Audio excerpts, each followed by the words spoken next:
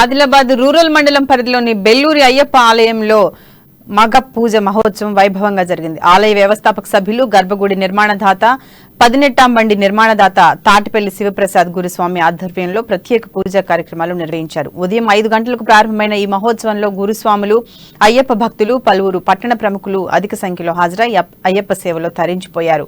భజన కీర్తనలు, భక్తి పాటలు, అయ్యప్ప నామస్మరణతో ఆలయ ప్రాంగణం మారుమోగింది. అయ్యప్ప స్వామికి పంచామృతాలతో అభిషేకాలు నిర్వహించి భక్తి శ్రద్ధలతో కొలిచారు.